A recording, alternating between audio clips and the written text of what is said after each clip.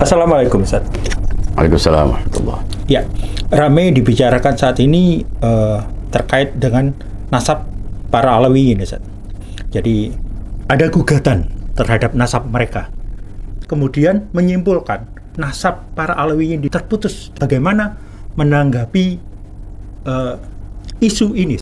Bismillahirrahmanirrahim. Sebetulnya sudah banyak dibahas ya. Saya melihat sudah menjadi bola liar yang entah kemana arahnya. Tetap kita harus berpikir positif. Mudah-mudahan ini tujuannya adalah baik. Tidak ada upaya untuk memfitnah, menciptakan perpecahan, atau menghilangkan hak orang lain.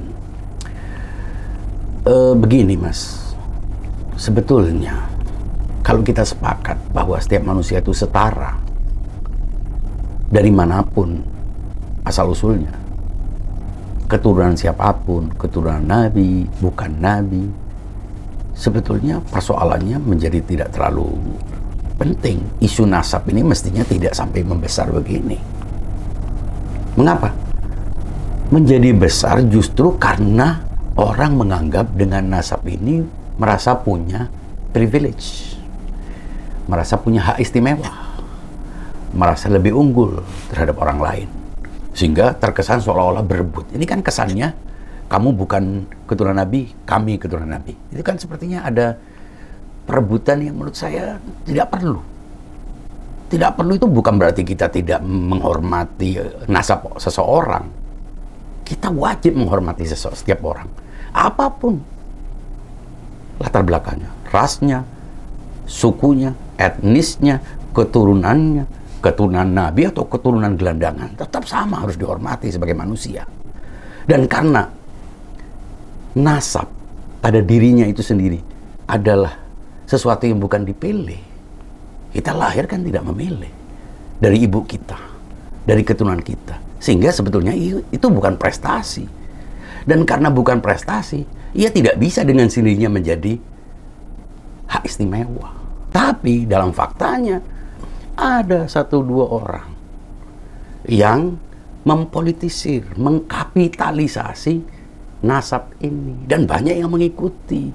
Dan karena banyak yang mengikuti, lupa daratan, ngomong seenaknya. Itu fakta. Nah, kemudian ada orang yang kecewa, sakit hati, marah akibat ulah ini. Itu wajar juga. Yang tidak wajar adalah ketika karena 1 atau 2 orang atau beberapa orang menjual, memperdagangkan, mengkapitalisasi garis keturunan, sebutan Habib atau apapun, justru melakukan generalisasi, gebiah-uyah kepada siapapun yang punya keturunan ini. Nah, untuk melegitimasi sikap vonis terhadap satu komunitas ini, dicarilah pembenaran-pembenaran dengan alasan tidak menemukan nama Ubaidillah dalam kitab yang sezaman dan seterusnya. Itu sudah persoalan subjektivitas, karena setiap orang bisa mengklaim dirinya sebagai keturunan siapapun tanpa perlu harus dikonfirmasi oleh orang lain. Sebetulnya begitu. Anda, siapapun Anda, boleh mengaku sebagai keturunan Nabi. Tidak perlu juga dikonfirmasi oleh orang lain. Tidak perlu juga ada bukti. Karena ini sesuatu yang berhubungan dengan masa lalu. Dan tidak juga ada yang harus mengharuskan ada sesuatu yang mengkonfirmasi. Karena faktanya, kita tidak bisa menghukum orang atas sesuatu berdasarkan apa yang kita pandang. Nah, tapi kalau orang tidak diakui berdasarkan pandangannya bahwa dia bukan keturunan Nabi, kita juga tidak bisa menolak hak dia. Kita juga tidak bisa memaksa orang untuk mengakui Anda sebagai keturunan siapa. Hak siapapun untuk tidak mengakui atau meragukannya atau menganggapnya masih diragukan, itu juga hak setiap orang. Sebagaimana juga orang juga berhak untuk mengklaim dirinya sebagai keturunan Nabi atau keturunan siapapun. Yang pasti, tidak boleh menggunakan kalimat-kalimat kebencian, ujaran-ujaran kebencian, kalimat-kalimat yang cenderung menghilangkan kebaikan orang lain. Itu yang tidak boleh. Hak setiap orang untuk mengakui, tidak mengakui, menafikan atau mengkonfirmasi. Itu hak setiap orang. Kita tidak bisa melarang orang. Yang tidak punya hak adalah gebiah uyah, mengujar kebencian, mengucapkan kalimat-kalimat kotor dan jorok. Itu yang tidak boleh. Itu persoalannya. Jadi sekarang kita harus sadar, ini ribut-ribut soal apa? Anda tidak mengakui mereka sebagai keturunan Nabi berdasarkan data-data yang Anda yakini. It's okay, hak Anda. Tapi jangan melarang mereka untuk meyakini dirinya sebagai keturunan Nabi. Karena mereka juga punya standar yang berbeda dengan Anda. Mereka punya catatan-catatan sendiri dari keluarganya. Dan memang faktanya, keturunan itu sebetulnya, siapa keturunan siapa itu adalah keluarga setiap orang punya catatnya sendiri. Apakah itu bisa divalidasi atau tidak? Kita tidak tahu. Yang penting kalau berbohong, berdusta, bahkan memperdagangkannya, itu semuanya akan dimintai pertanggungjawaban oleh Allah Subhanahu wa taala. Jadi kembalinya kepada diri kita masing-masing. Sayangnya hanya karena 1 orang atau 3 orang atau beberapa orang yang menggunakan gelar Habib ini, kita sendiri sudah pernah bicara tentang Habib ini, sehingga kita tidak perlu membahasnya. Justru seolah-olah itu semuanya Habib. Semua Habib begitu. Padahal banyak orang yang tidak menggunakan gelar Habib. Balwi, Alawiyin, yang paling banyak tidak menggunakan gelar Habib. Karena Habib itu biasanya orang yang berada dalam posisi sebagai agamawan, juru tabligh, atau yang lain. Tapi banyak Balawi yang sama sekali tidak menggunakan gelar, bahkan menyembunyikan marganya. Ada yang jenderal, guru besar, profesor, doktor, artis, supir ojol, dan seterusnya. Aneka profesi. Nah, mereka tidak dikenal. Mengapa ya? Karena mereka sudah banyak berbaur, mereka mengisi lini-lini penting tengah masyarakat, ikut membangun negara ini, ikut berkontribusi dalam pembangunan bangsa ini. Sayangnya yang muncul hanya itu. Yang muncul pun banyak, tidak semuanya negatif. Nah, ini ada kecenderungan sesuatu yang sebetulnya di luar persoalan nasab. Ada kemarahan, ada kekesalan, dan itu saya kira wajar. Yang tidak wajar ketika gebiah uyah. Kita boleh mengecam tokoh-tokoh tertentu dari Habib yang memang sudah keterlaluan, tidak bisa ditolerir, harus dikecam, harus disadarkan, bila perlu diserahkan kepada pihak hukum. Supaya tidak banyak ngomong. Makin banyak ngomong makin merugikan. Dan yang dirugikan bukan hanya satu kelompok, semua. Berapa banyak orang yang dirugikan oleh itu. Anda tahu, tadi saya dihubungi oleh seseorang perempuan. Dia dihormati, diberi rumah. Perempuan ini miskin, sakit-sakitan, janda. Selama 2 tahun dia diberi rumah gratis untuk tinggal di situ. Tiba-tiba saya dihubungi oleh dia. Katanya pemilik rumah menggedor rumahnya dan mengatakan bahwa dia harus kontrak mulai sekarang. Karena perempuan ini terlalu lugu untuk tahu apa yang sedang terjadi di media sosial. Saya diam saja. Dan saya berjanji untuk mencarikan dana, sumbangan untuk sewa bulanan. Dia tidak tahu persoalannya. Saya menduga sangat mungkin efek dari adanya narasi-narasi yang dibangun. Jadi korbannya bukan yang cuap-cuap di panggung. Korbannya orang-orang yang tidak mampu. Korbannya adalah orang-orang yang miskin. Tidak semua Habib itu berjubah. Tidak semuanya berambut blonde. Tidak semuanya klimis. Tidak semuanya hidup mewah. Tidak semuanya menikmati gelar Habib. Banyak orang-orang yang miskin. Banyak orang-orang yang tulus. Bahkan tidak memajang apapun. Kalaupun harus memajang gelar akademik yang punya pertanggungjawaban jelas. Itu yang ada. Jadi, mari kita gunakan hati nurani. Tidak perlu kita gebiah uyah. Di semua lini masyarakat. Setiap masyarakat ada baik, ada buruk. Masa kita akan menghukum seseorang? Satu ras, satu etnis, satu komunitas, hanya karena beberapa orang yang salah. Ada orang Batak jadi sopir, nabrak. Apa kemudian kita gebiah uyah semua orang Batak itu ngawur? Ada orang Madura terlibat dalam konflik dengan orang lain. Apakah kemudian kita salahkan orang Madura? Kita tidak perlu pintar untuk ini. Silakan Anda mengakui keturunan siapapun. Setiap orang punya hak untuk itu. Tapi yang tidak punya hak adalah mencabut ketenangan orang lain, menciptakan keresahan, membuat orang tidak nyaman.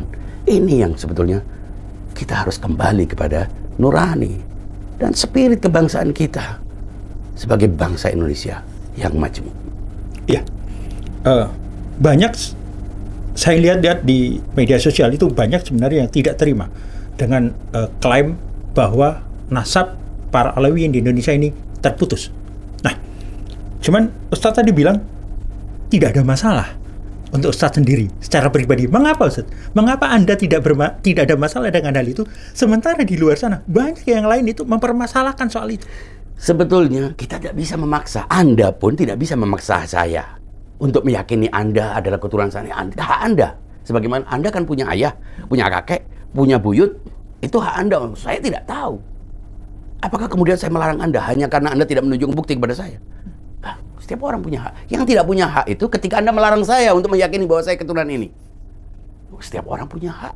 Udah akan lebih baik bila mendeklar keluar. Nah, orang-orang yang mendeklar keluar harus menunjukkan bukti. Tapi kalau dalam dirinya, ini kan catatan kartu keluarga. Setiap orang harus tahu privasinya. Tidak ada.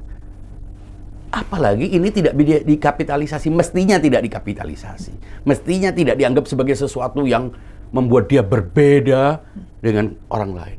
Ini akibat dari memperlakukan mereka sebagai ahlul bait.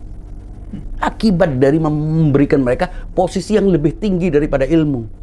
Ini yang salah. Sehingga akhirnya muncul reaksi berlebihan. Jadi sebetulnya hak orang mau meyakini keturunan siapa. Toh tetap saja ukurannya adalah ketakwaan, perilaku, keimanan, kebaikan. Itu semua Al-Quran mengatakan ada hak-hak istimewa yang diafirmasi oleh Al-Quran. Faddalallahu al-mujahidin al-qa'idin ajran azimah. Allah utamakan orang-orang yang berjuang, orang-orang yang bersusah payah atas orang-orang yang pasif. Itu hak istimewa. Afaman kana mu'minan kaman kana fasiqan la yastawun. Apakah sama orang mukmin dengan orang fasik? Tidak sama. Hak istimewa karena keimanan. Yarfa'illahu alladhina amanu minkum walladhina utul ilma darajat. Allah utamakan orang-orang yang berilmu dari orang yang lain beberapa derajat. Hak istimewa. Inna akramakum indallahi atqakum. Hak istimewa ketakwaan. Hormati orang karena perilakunya, karena ketakwaannya, karena jeripayanya, karena keimanannya, karena ketakwaannya. Itu sudah nyata. Nah, ini keturunan Nabi atau bukan keturunan Nabi, tetap saja itu tidak menganulir hukum. Jadi karena tidak menganulir hukum, perlakukan semuanya sama. Hormati orang sesuai dengan perilakunya. Ya, jadi karena persoalannya itu, maka persoalan nasab diakui atau tidak diakui semestinya tidak menjadi persoalan. Yang menjadi persoalan ketika ada caci maki. Ketika ada gebiah-uyah, generalisasi. Silakan Anda merasa punya penelitian ilmiah. Penelitian ilmiah Anda bisa pertanggungjawabkan. Sehingga Anda tidak menganggap mereka sebagai keturunan Nabi. Oke, hak Anda. Tapi jangan caci maki. Jangan tuduh mereka penipu. Jangan tuduh semua orang yang jumlahnya lebih dari 1 juta ini sebagai penipu, sebagai penjajah, sebagai antek penjajah. Itu tidak benar. Dan menganggap mereka bukan pribumi. Let's talk about pribumi. Pribumi adalah frasa kolonial. Negara ini ada konstitusinya. Kita terikat dengan konstitusi. Mereka lahir di sini. Kalau mereka disuruh keluar, disuruh pulang, pulang kemana? Rumah mereka di sini, hidup di sini. Mereka bahasa ibu mereka bahasa Indonesia. Ini sudah makin jauh dari kata ilmiah. Jadi kalau bicara ilmiah, silakan pertanggungjawabkan secara ilmiah. Tidak marah karena perilaku orang. Kita pun orang juga menganggap kita dzurriyyah atau alawi juga marah. Jangankan orang lain. Tapi proporsional, marah yang spesifik, kasuistik. Orang-orang tertentu jangan dikebiauyah. Tidak akan pernah ada kesalahan harus ditimpakan kepada satu komunitas, satu etnis, satu ras, satu bangsa, satu suku. Tidak akan pernah benar selamanya. Iya, terkait dengan pribumi. Di masyarakat kita kan sudah tertanam sebenarnya. Ada yang pribumi, ada istilah keturunan Arab, ada Hadrami, dan ada juga komunitas Alawiyin. Nah, yang dipahami oleh masyarakat, yang mereka yang bernasab kepada Rasulullah, keturunannya ke Rasulullah, itu mempunyai nilai lebih tinggi daripada yang bukan. Nah, bagaimana dengan pandangan itu? Sebetulnya itu sudah clear sejak awal. Anda tahu Abu Lahab, paman Nabi. Paman itu seperti ayah. Nabi itu diambil anak oleh pamannya yang satu, namanya Abu Thalib. Abu Lahab itu juga paman, sebagaimana Abu Thalib. Dalam hierarki keluarga sangat tinggi. Ibaratnya cium tangan lah. Al-Quran memberikan satu firman khusus, ayat khusus, diabadikan dalam sebuah surat, mengecam Abu Lahab itu, paman Nabi. Di ayat-ayat lain juga begitu. Anak-anak Nabi. Anak Nabi Nuh. Istri Nabi Lut. Istri Nabi Nuh. Itu semuanya menggambarkan bahwa memang hubungan keluarga dengan orang mulia itu kemuliaan. Tapi kemuliaan itu harus dibarengi dengan keteladanan. Dengan kebaikan, kita semua tahu itu. Tapi justru sebaliknya, bila itu tidak barengi dengan keteladanan, dengan pengorbanan yang lebih besar. Iya, itu justru menjadi blunder, bisa mencoreng nama. Kita sudah pernah bahas soal ini. Jadi sebetulnya clear, asal tidak ada bias kedengkian, kebencian, persoalannya menjadi sederhana. Soal pribumi itu sudah ada undang-undangnya.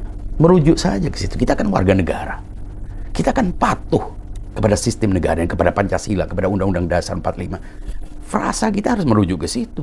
Buat apa kita bicara tentang Pancasila, Undang-Undang Dasar, tapi apa yang kita ucapkan, apa yang kita produksi, apa yang kita sebarkan bertentangan dengan itu, maka tidak Pancasilais. Jangan lupa, kata pribumi adalah frasa yang sudah dihapus berdasarkan Kapres. Dan itu diundangkan. Itu ada peraturannya, resmi, tidak boleh digunakan lagi. Jadi sebetulnya tidak perlu lagi membahas. Orang menggunakan kata pribumi demi menafikan hak orang lain, hak konstitusional orang lain yang lahir, yang hidup di bumi ini, jelaslah tidak Pancasilais. Kemudian keturunan, ya memang mereka keturunan, tapi mereka bukan orang Yaman. Keturunan, setiap orang punya keturunannya. Dan kalau Anda telusuri, bisa jadi Portugis, bisa jadi Amerika, bisa jadi Belanda, banyak orang, tapi mereka tetap aja warga negara. Bahkan yang lahir di luar pun ketika dinaturalisasi, dia menjadi warga negara.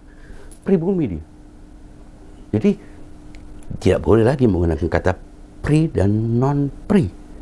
Kalau kita benar-benar cinta kepada NKRI, Pancasila, Undang-Undang Dasar 45. Perkara kita sakit hati, kecewa, jangan sampai itu melanggar apa yang menjadi kesepakatan negara ini dibangun. Kontrak sosial yang dibangun, konstitusi, Pancasila yang sudah didirikan oleh para founding fathers.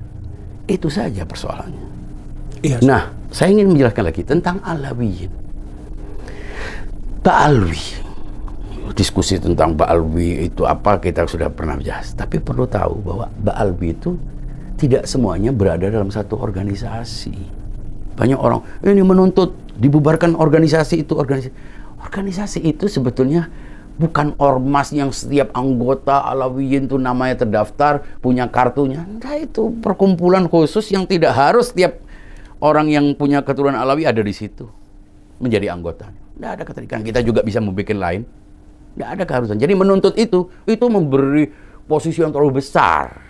Ini perkumpulan, paguyuban, orang-orang tertentu yang punya kesamaan. Itu pun ada syarat-syaratnya. Tidak semua Alawi bisa masuk. Ada harus kesamaan mazhab dan sebagainya. Jadi sebetulnya sederhana persoalannya. Dan yang perlu diketahui juga, dalam organisasi ini ada lembaga pencatatan nasab. Tapi jangan lupa, mereka yang Ba'alwi pun belum tentu nasabnya dicatat di situ. Belum tentu punya kartu. Jadi yang mengatakan, kalau Anda ingin dipastikan bahwa Anda dzurriyyah, Anda harus mencatat namanya di situ, dikoreksi, divalidasi. Nggak ada keharusan. Nggak ada. Anda merasa diri Anda sebagai dzurriyyah? Mau diakui atau tidak diakui, terdaftar oleh lembaga itu, emang lembaga apa? Bahwa yang tercatat di situ sesuai dengan apa yang ada dalam buku induknya, iya benar, itu hak mereka. Tapi dia tidak bisa mengatakan Anda bukan keturunan Nabi hanya karena mereka tidak tercatat di situ. Tidak ada. Setiap orang punya hak untuk mengaku keturunan siapapun. Dan karena itu tidak semua yang menjadi Ba'alwi juga harus punya tercatat nasab ini. Tidak ada keharusan. Jadi menuntut mereka harus mengaku itu juga sebetulnya buat menganggap mereka itu seolah-olah lembaga yang paling representatif untuk memvalidasi, mengkonfirmasi, mengafirmasi, menetapkan bahwa dia seorang keturunan, bahwa dia adalah dzurriyyah, bahwa dia adalah seorang keturunan Nabi. Tidak ada keharusan itu. Jadi silakan saja siapapun yang meyakini keturunan Nabi berhak, tanpa perlu tes DNA. Itu pun sudah pembahasannya sudah sangat jelimet. Tanpa perlu ada surat, tanpa perlu ada buku sejarah. Karena itu hak setiap orang. Tinggal apakah dia memang benar-benar jujur atau tidak, itu urusannya kepada Allah. Jadi masa kita akhiri keributan yang tidak penting ini. Kontraproduktif. Lain halnya kalau ini memang tujuannya adalah kampanye politik. Saya tidak tahu. Oke, saya juga sebenarnya mau masuk ke yang barusan itu, Ustaz. Kalau memang menurut Ustadz sendiri nasab itu tidak penting, kemudian mengapa kok ada pencatatan? Nasab itu penting. Menjaga nasab itu penting bagi orang yang harus tahu dia keturunan siapa. Tapi nasab itu penting untuk dijaga, bukan untuk dibanggakan. Bukan untuk dieksploitasi sampai merasa dibodohkan. Kalau ada orang yang dibodohkan, jangan mau dibodohkan. Kalau dia sampai terbodohkan, ya salah yang mau dibodohkan. Setiap manusia itu tidak ada yang berhak untuk memperbudak orang lain. Kalau ada orang yang diperbudak dan dia membiarkan dirinya diperbudak, yang memperbudak salah, yang diperbudak menerima perbudakan itu juga salah. Karena itu tidak perlu menyalahkan satu dua orang. Kita harus koreksi diri kita. Perlakukan manusia itu sama sesuai dengan. Jadi kalau kita ingin memperlakukan orang, menghormati orang, proporsional. Kalau orangnya baik, ya penghormatan harus sesuai. Kalau orangnya sangat baik, penghormatannya harus sesuai dengan level kebaikannya. Jadi tidak ada yang perlu ribut soal ini. Sebagian orang menganggap pencatatan itu penting karena ditemukan beberapa kali ada orang yang mengaku-mengaku sebagai zuriat atau keturunan, kemudian mengambil manfaat dari situ. Nah, bagaimana menurut Anda terkait dengan kasus itu? Ya, itu yang salah adalah orang yang memanfaatkan. Entah dia mengaku dengan pengakuan palsu atau pengakuan yang jujur. Mau jujur, mau palsu, selama dia mengkapitalisasi itu salah. Mau tersambung, mau terputus, mau keturunan Al-Hasani, Al-Husaini, selama dia mengkapitalisasi itu, selama memanfaatkannya, selama menyalahgunakannya, selama mengeksploitasinya untuk tujuan-tujuan negatif, tetap saja itu salah. Tidak kemudian membuatnya menjadi baik. Jadi, Anda mau keturunan siapapun, keturunan Nabi atau bukan keturunan Nabi, tetap saja ukurannya adalah perilaku. Dan jangan lupa, seningrat apapun, segembel apapun, kalau di mata orang, tetap saja dia adalah kandidat belatung. Enjoy your faith. Terima kasih banyak atas waktunya. Assalamualaikum warahmatullahi wabarakatuh. Waalaikumsalam warahmatullahi wabarakatuh.